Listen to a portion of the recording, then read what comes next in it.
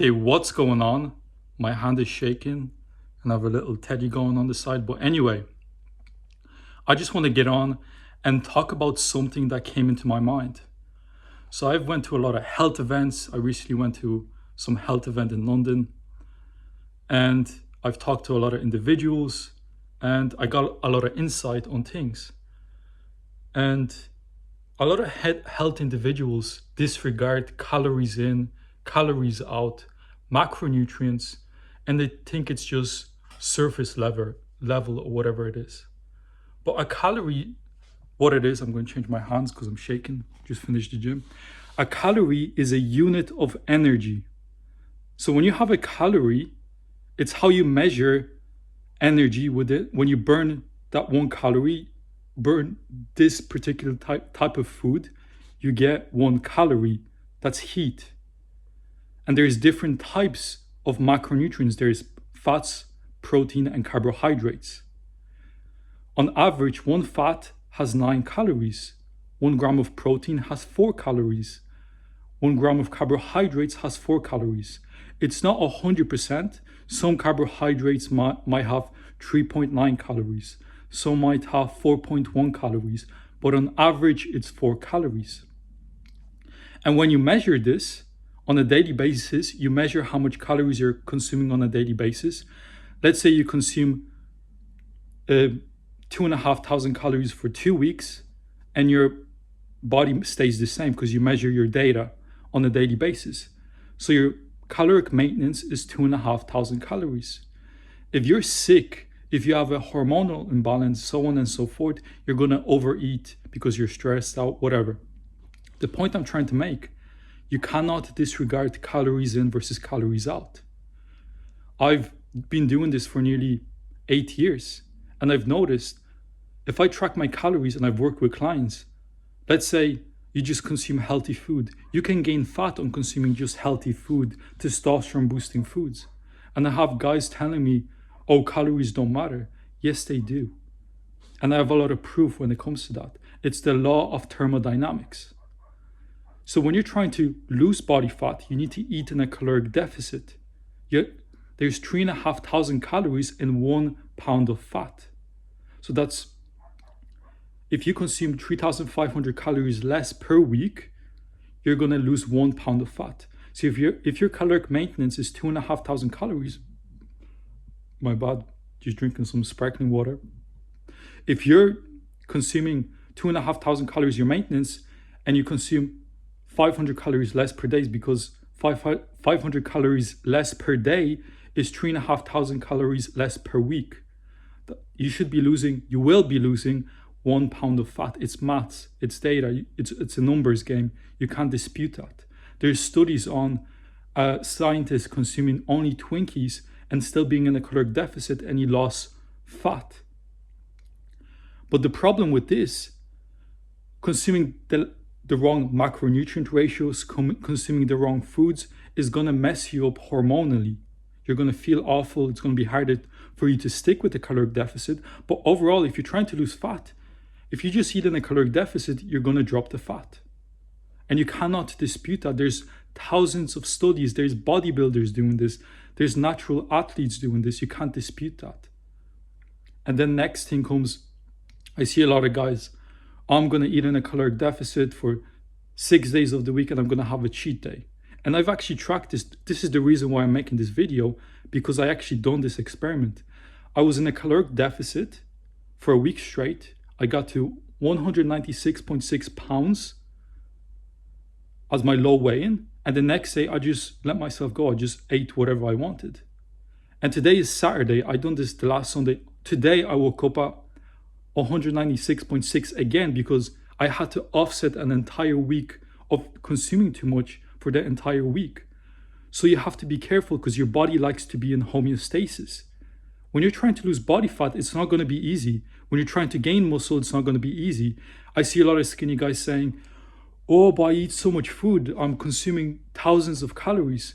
The reason why you're saying that is because you ate that much calories one day, and now you're saying you're doing that every day. But I bet you if you tracked everything to the T, you're going to be net maintenance calories. So you have to look at net calories per week, per month, per year if you're trying to optimize body composition. So you need to be using MyFitnessPal if you're trying to gain weight, gain muscle, eat in a caloric surplus, 300 to 500 calories more, depending on your experience. If you're a beginner, you can gain around 20 pounds of muscle per year, so you can eat in a 500 caloric surplus. Each year from there on, you're going to be gaining half less per year, 20, 10, 5, 2.5. I'm gaining barely any muscle, but that's based on studies that you see these days.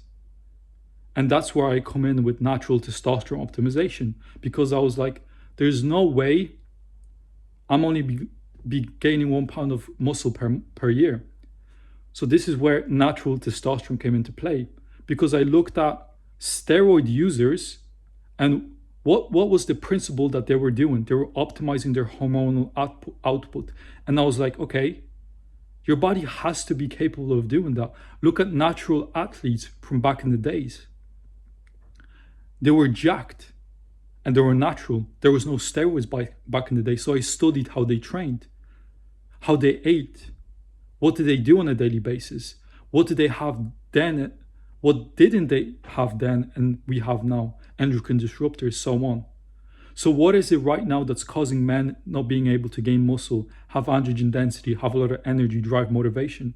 You look at studies, testosterone levels decreasing, thyroid hormones decreasing, micronutrient deficiencies, poor nutrition. So you tackle these things and you can get into a state of which you're building muscle at a higher rate than everybody else. When I go to the gym, I'm always one of the biggest guys in the gym. I always get people coming to me, are you taking something? What are you taking? I'm not taking anything, bro. I'm on the natural testosterone. Where I'm going with this, it's not that hard. When you really simplify, if you watch my previous video, I talked about this. At the start, I had a super complex routine. But now I'm taking things away while still making it work. If I take something away and it destroys the plan, I put it back in, I take something else away.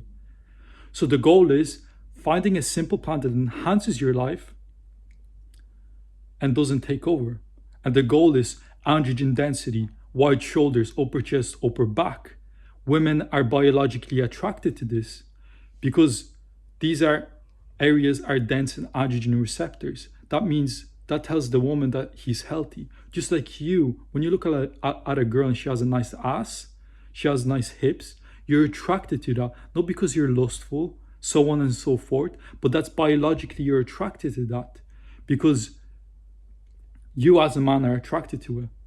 But when you look at gay men, they're attracted to men because their chemistry, their endocrinology is messed up. So if you have high testosterone, you have amazing androgen density, women will be biologically attracted to you. Just like if women optimize their health, their receptors, we're going to be attracted to them. So you need to optimize that while having biblical principles. I've seen a lot of guys who have high testosterone, but they're absolute dickheads. They're just arrogant, prideful, and you don't want that. So androgen density, biblical masculinity, being humble, so on and so forth. And lastly, optimizing your metabolic rate.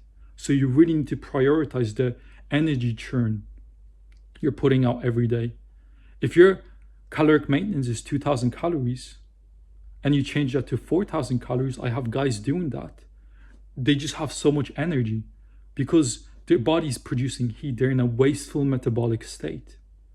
That basically means the food that they're consuming is used as energy rather than storage. This is not easy. I see a lot of guys trying to accomplish this and they fail because this is the equivalent of being a millionaire. Like I truly think that it's rare to find a millionaire, just like it's rare to find a guy who has androgen density, biblical manhood, and amazing energy, testosterone, so on and so forth naturally. This is not easy, and remember that. But it's not impossible because guys are accomplishing this naturally. Hopefully you got some value out of this video. Check out the next video, whatever comes up there, and I'll see you later. Peace.